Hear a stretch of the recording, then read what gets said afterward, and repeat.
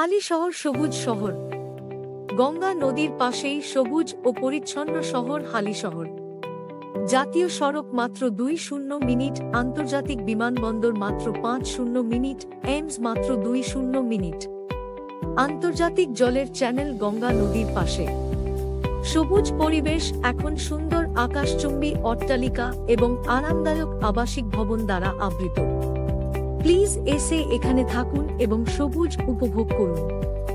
WhatsApp 7890075000। Shiva Shiva Shiva Shiva Shiva Shiva Shiva